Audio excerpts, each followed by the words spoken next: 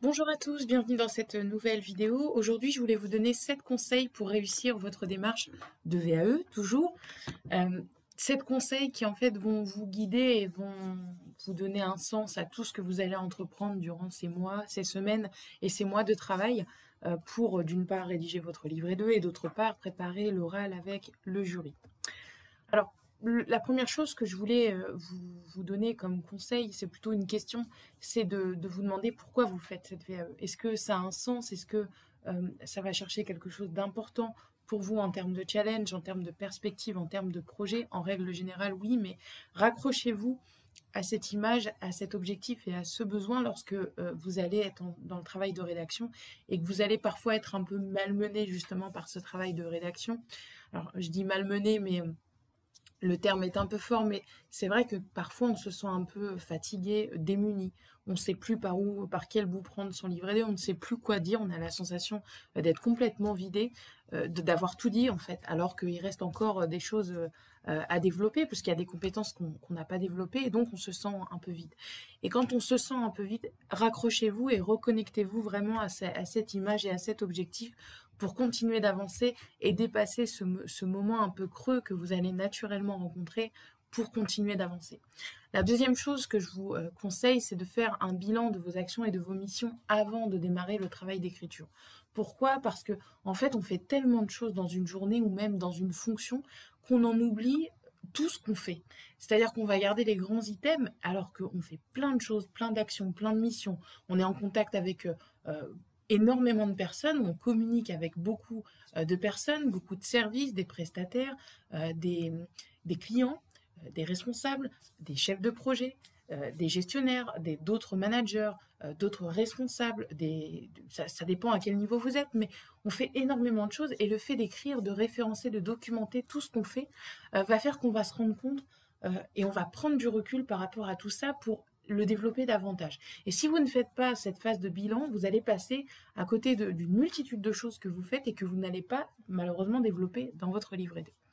Ensuite, ce que je vous recommande, c'est de vous fixer des objectifs pour avancer. Des petits objectifs, ça peut être lire un chapitre de livre, ça peut être rédiger telle partie, ça peut être aller à la bibliothèque pour emprunter tel livre qui va m'aider.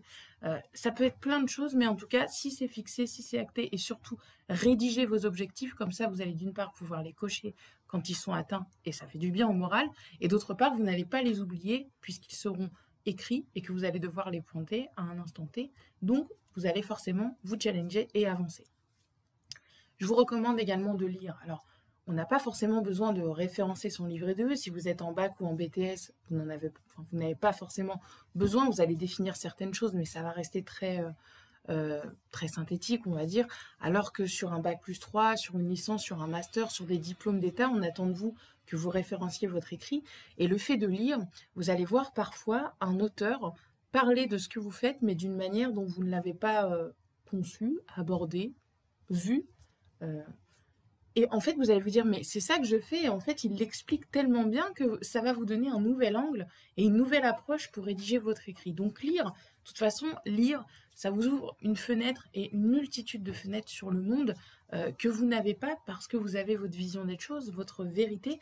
Et cette lecture vous permet vraiment d'ouvrir. C'est comme voyager. On découvre d'autres cultures, d'autres pays, d'autres manières de faire. Donc vous allez forcément vous ouvrir sur autre chose, en sortir davantage, plus riche, plus instruit. Et cette richesse, vous allez ensuite la remettre dans votre livret 2. Alors, il ne s'agit pas de voler les idées. Je rappelle que si vous citez, il y a une bibliographie, vous citez l'auteur, hein, sinon c'est du plagiat.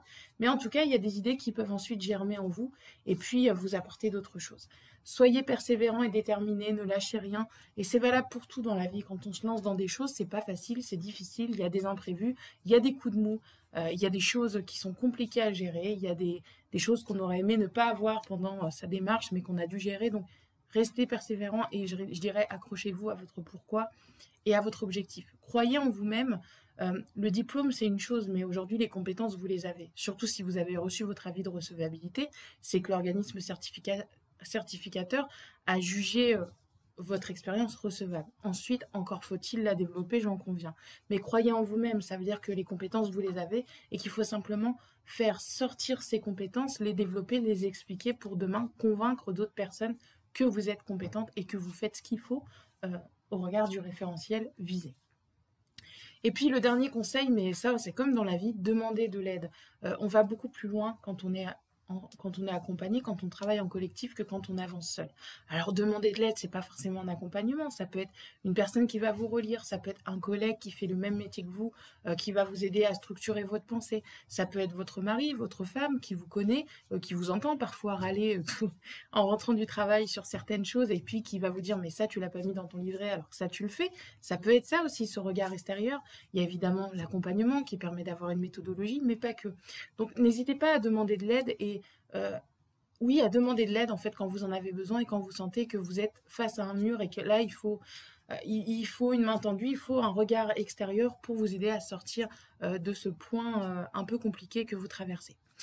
Pour clôturer et pour arrêter cette vidéo, je vous propose, si vous ne l'avez pas déjà fait, de télécharger l'e-book que j'ai réalisé, qui est offert, qui va avec les vidéos YouTube, où vous allez retrouver 101 idées, 101 compétences à développer dans un livret 2, avec des ressources complémentaires consultables en ligne pour vous aider dans la rédaction de votre livret 2.